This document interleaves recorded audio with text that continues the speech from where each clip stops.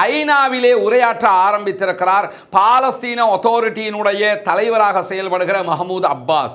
Mahmood Abbas அவர்கள் ஆரம்பிக்கும் போதே என்ன சொன்னார்னா, நாங்கள் விடமாட்டோம் என்கிற வார்த்தையோடு தான் மஹமூத் அப்பாஸ் ஐநாவிலே தன்னுடைய உரையை ஆரம்பித்தார். நமக்கெல்லாம் தெரியும், மஹமூத் அப்பாஸ்ங்கிறது இஸ்ரேலுடைய ஒரு கைக்கூலியாக செயல்படுகிறவர் என்பதிலே எவ்வித மாற்று கருத்தும் இல்லை. ஆனால் இந்த யுத்தம் ஆரம்பிக்கப்பட்டதற்கு பிறகு ரஷ்யாவில் மாஸ்கோவில் நடைபெற்ற ஒரு பேச்சுவார்த்தை, அதை தொடர்ந்து சைனாவில் நடைபெற்ற பேச்சுவார்த்தைகளின் போது பாலஸ்தீனத்தில் இருக்கக்கூடிய 14 குழுக்களையும் அழைத்து வைத்து பேச்சுவார்த்தை நடத்தி ஒற்றுமைப்படுத்தி இருக்கிறது சீனாவும் ரஷ்யாவும். இந்த நிலையில தான் காசாவுக்குள் நான் நுழைவேன், காசாவுக்குள் அங்கிருக்கக்கூடிய சுதந்திர போராளிகளுடைய துணையோடு நான் அங்கிருக்கக்கூடிய நிலைமைகளை பார்வையிட செல்வேன் என்று மஹமூத் அப்பாஸ் ஏற்கனவே அறிவித்திருந்தார். இதுவரைக்கும் அந்த செயல்பாடு நடந்தேறவில்லை, ஆனால் நான் நுழைவேன் என்கிற செய்திகளையும் சொல்லியிருந்தார். இப்படியான நேரத்தில் தான் இன்றைக்கு அவர் ஐநாவிலே உரையாற்றும் போது நாங்கள் விடவே மாட்டோம் என்று ஆரம்பித்தவர் பாலஸ்தீனியர்கள் காசாவை விட்டு வெளியேறவே மாட்டார்கள் என்று அடுத்த வார்த்தையை ஆரம்பித்தார். காரணம் என்னன்னா, இஸ்ரேல் என்ன நினைக்கிறாங்கன்னா, காசாவில் இருக்கக்கூடிய பாலஸ்டைன் மக்கள் அத்தனை பேரும் வெளியேறி அப்படியே எகிப்தினுடைய பாலைவனத்துக்குள் நுழைய வேண்டும்.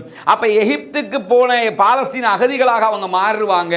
அப்ப காசா முழுவதும் இஸ்ரேலோடு இணைக்கப்பட்டதாக ஆகிவிடும். எனவே பாலஸ்தீனம் என்ற ஒரு பூமி இல்லாமலாக்கப்பட வேண்டும் என்பதுதான் இஸ்ரேலுடைய எண்ணமாக இருக்கிறது.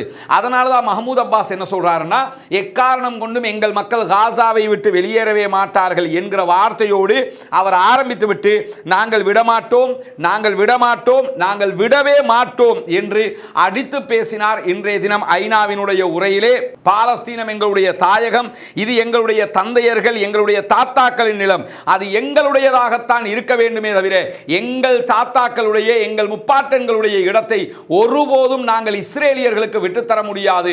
அவர்கள் எங்களை ஆக்கிரமித்து அபகரித்து கொண்ட பூமி என்பதை மீண்டும் ஒரு முறை ஐநா சபையிலே அழுத்தமாக அவர் உறுதியாக தெரிவித்த அதே நேரம் வெளியேற வேண்டியது இஸ்ரேலே தவிர வெளியேற வேண்டியது காசாவினுடைய மக்கள் அல்ல என்று சொல்லியிருந்தார்.